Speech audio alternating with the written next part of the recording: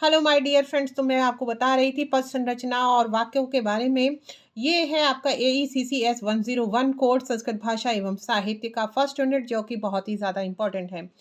तो मैं आपको कुछ वन वर्ड करा रही हूँ, बाद में आपको जो है ऑब्जेक्टिव भी मैं इसके कराऊंगी, लेकिन ताकि आपको हेल्प मिले इसलिए थोड़ा सा इसको मोटा मोटा आपको एक बार रिवीजन करा देती हूँ। देखो, मैंने अभी तक आपको 3 वीडियोस दी है इस चैप्टर की, तो उन्हीं को मैं क्रक्स आपको बता रही हूँ, जिससे आप ज़्यादातर क्वेश्चन आंसर कर सकें। ठीक है, एक तरह से रिवीजन। तो किसी शब्द का वाक्य में जो रूप प्रयुक्त होता है बच्चों, उसे ही पद कहते हैं। जैसे राम का रामः रामो, जिस रूप में उसको यूज़ करेंगे वही क्या हो जाएगा, हमारा पद हो जाएगा बच्चों। महर्षि पाणिनि का कोट जरूर करके आना है आपको। क्या कथन है उनका कि सुबंत और तिड़ंत पद है। जब किसी शब्द के आगे कोई सुप तिड़ प्रत्यय लगता है तभी वह पद कहलाता है। संस्कृत में सु और जस आदि 21 प्रत्यय सुप हैं। टिप तस झी आदि 18 प्रत्यय लिंग हैं, सॉरी टिंग है। महर्षि पतंजलि का, अब पतंजलि का भी बच्चों हाईलाइट करके लिख के आना जरूर, ठीक है। पाणिनि का भी, और पतंजलि ने तो स्पष्ट कहा है कि न तो केवल प्रकृति का प्रयोग करना चाहिए, न ही प्रत्यय का, क्योंकि वाक्य में प्रयुक्त पद 2 भागों में विभक्त है। प्रथम भाग से अर्थ का ज्ञान होता है, जो कि मूल रूप में रहता है। द्वितीय भाग मूल रूप से संयुक्त होकर अर्थ प्रकट करता है बच्चों। प्रथम भाग को अर्थ तत्व और द्वितीय भाग को संबंध तत्व कहते हैं।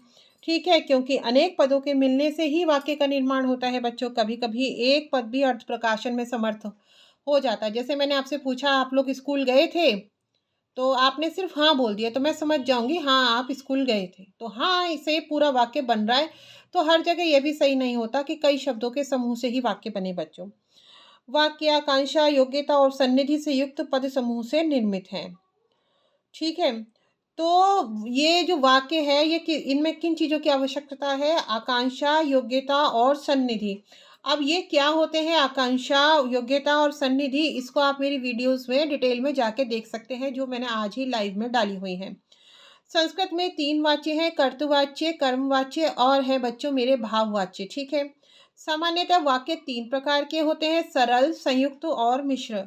ठीक है, या मिश्रित वाक्य कहते हैं। ठीक है, तो इस इकाई में देखो बच्चों, हमने काफ़ी कुछ पढ़ लिया है, और मैं कुछ बता देती हूँ आपको। जैसे सुप, संस्कृत में 21 प्रत्ययों को सुप कहते हैं। प्रथमा विभक्ति के एक वचन के सु से लेकर सप्तमी विभक्ति के बहुवचन के सुप पर्यंत प्रत्ययों को सुप कहते हैं। सुप किसे कहते हैं ये हुआ स्पष्ट आपको।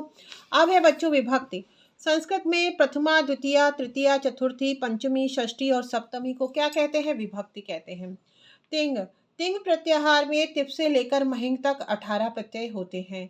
संबंध तत्व, संबंध तत्व अर्थात तत्वों के पारस्परिक संबंध को बताता है। यह वाक्य के गठन के लिए संबंध तत्व की बहुत ही ज्यादा नीड होती है। अर्थ तत्व, इसके द्वारा अर्थ का ज्ञान होता है, यह मूल रूप में रहता है। स्वतंत्र शब्द, स्वतंत्र शब्द के प्रतीक अपनी स्वतंत्रता रखते रहते हैं। जैसे अत, इति, व आदि प्रत्यय क्या होते हैं? अर्थ तत्व के साथ संबंध तत्व प्रारंभ और अंत में आवश्यकता अनुसार जोड़े जाते हैं, इन्हें प्रत्यय कहते हैं। जैसे विनता, उदात, ढक, व्यंग्यय, बुद्धि, मत, बुद्धिमान। अपश्रुति, अंतर्मुखी विभक्ति प्रधान भाषाओं के अर्थ तत्व अर्थात मूल शब्द के मूल में संबंध तत्व मिल जाता है। जैसे माया से मायावी। अब है बच्चों द्वित्व। तो द्वित्व क्या होता है? ध्वनियों या शब्दों की कई बार आवृत्तियों के संबंध से संबंध तत्व का ज्ञान होता है। जैसे पद, पटा, करोति। ध्वनि विनियोजन, अर्थ तत्व की ध्वनियों को कम करके अथवा बढ़ाकर संबंध तत्व को बना लिया जाता है। तो ध्वनि द्वित्व समझ आया। ध्वनियों या शब्दों की कई बार आवृत्तियों से संबंध तत्व का ज्ञान होता है। जैसे पद, पटा, करोति। यहाँ पे प वर्ण की देखो, प ध्वनि की बार बार क्या हो रही है? आवृत्ति। अब हम आते हैं ध्वनि विनियोजन। अर्थ तत्व की ध्वनियों को कम करके या बढ़ाकर संबंध तत्व को बना लिया जाता है। जैसे प्रशस्त से श्रेष्ठ और ज्येष्ठ। अब आप आगे देख सकते हैं वाक्य। तो बच्चों, पदों के मिलने से वाक्य बनते हैं। आकांक्षा, योग्यता और सन्निधि युक्त पदों का समूह ही वाक्य कहलाता है।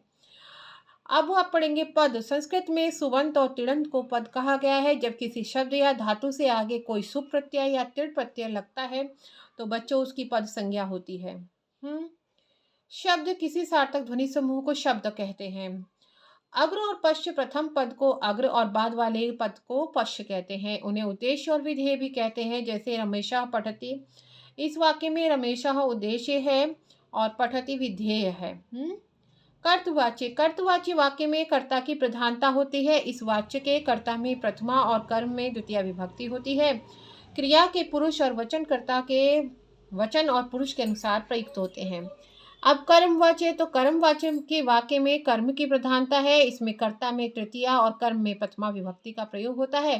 क्रिया के पुरुष और वचन कर्ता के पुरुष और वचन के अनुसार होते हैं। अब हम पढ़ लेते हैं भाववाच्य बच्चों। भाववाच्य के कर्ता में तृतीया विभक्ति का प्रयोग होता है, उसमें कर्म नहीं होता है और क्रिया में सदैव प्रथम पुरुष का एक वचन में यूज होता है। साधारण वाक्य, साधारण वाक्य में एक उद्देश्य और एक विधेय होता है। और मिश्रित वाक्य बच्चों, इस प्रकार के वाक्य में एक प्रधान उपवाक्य और दूसरे आश्रित उपवाक्य होते हैं बच्चों। तो अब हम कर लेते हैं कुछ प्रश्नों को, हम जो है अभ्यास कर लेते हैं बच्चों। तो मुझे ये बताइए बच्चों, शब्द तत्व और अर्थ तत्व में पारस्परिक संबंध किस प्रकार होते हैं? तो देखो, शब्द तत्व और अर्थ तत्व में पारस्परिक संबंध इस प्रकार होते हैं। पूर्ण सहयोग, अपूर्ण सहयोग, दोनों स्वतंत्र, अर्थ तत्व तथा संबंध तत्व की समानता, और लिंग, पुरुष, वचन, कारक, काल और वाच्य। अच्छा, संबंध तत्वों का अब आप लोग उल्लेख कीजिए। तो बच्चों, संबंध तत्वों में क्या क्या आ जाता है? तो मेरे प्यारे बच्चों, संबंध जो तत्व हैं उनमें आते हैं स्वतंत्र शब्द, शब्द स्थान, प्रत्यय, ध्वनि गुण, अपश्रुति, द्वित्व, ध्वनि विनियोजन और अभावात्मक। अब देखिए, वाक्यों में प्रयुक्त पदों को कितने भागों में विभक्त किया जा सकता है? तो दो में, एक मूल शब्द और दूसरा मूल शब्द से जुड़ने वाले संबंध बोधक शब्द, पद और विभक्ति आदि। क्या केवल प्रकृति या प्रत्यय का प्रयोग किया जा सकता है? यह क्वेश्चन है बच्चों। तो उत्तर आप देंगे नहीं, केवल प्रकृति या प्रत्यय का प्रयोग नहीं किया जा सकता है। ओके माय डियर फ्रेंड, तो अब आप आगे देखेंगे क्या? पर इसमें पद और आत्मनेपद प्रत्ययों का उल्लेख कीजिए। पर से यानी कि दूसरे का आपको संकेत मिल रहा है, आत्म से स्वयं का। तो देखिए, पर इसमें पद एक वचन, द्विवचन, बहुवचन में प्रथम पुरुष में कौन कौन से हैं? तिप, तस, झी। मध्यम पुरुष सिप, थस, थ।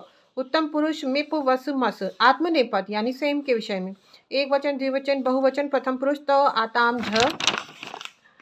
मध्यम पुरुष था, साथाम, ध्वम। उत्तम पुरुष इट, वही, महे। ठीक है। अच्छा, अब देखिए, संस्कृत में बच्चों पद किसे कहते हैं? किसे कहते हैं पद? आप लोग बताइए, संस्कृत में पद किसे कहते हैं बच्चों? तो सुबंत और तिड़ंत को ही पद कहते हैं, आप जानते हैं ये बात। तात्पर्य क्या है हमारा बच्चों?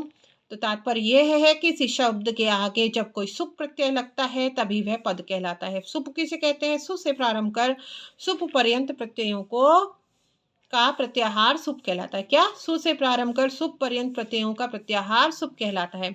सुप प्रत्ययों का स्वरूप स्पष्ट कीजिए। तो स्वप जो सुप प्रत्यय है वो इस प्रकार है। विभक्ति एक तरफ लिखेंगे, प्रथमा, द्वितीया, तृतीया, चतुर्थी, पंचमी, षष्ठी, सप्तमी। फिर एक वचन, द्विवचन, बहुवचन। तो सु और जस, अम और शस, ताभ्याम भिस, ड़ेभ्याम भ्यस, रसीभ्यास भ्यस, रस ओस आम, रे ओस सुप। इस प्रकार सु से लेकर सप के प तक सुप कहलाता है। इस सुप के अंतर्गत सभी उपयुक्त सभी किस प्रत्यय आ जाते हैं? संबोधन में किस विभक्ति का प्रयोग होता है बच्चों? तो प्रथमा विभक्ति का प्रयोग होता है संबोधन में। तिड़ंत किसे कहते हैं?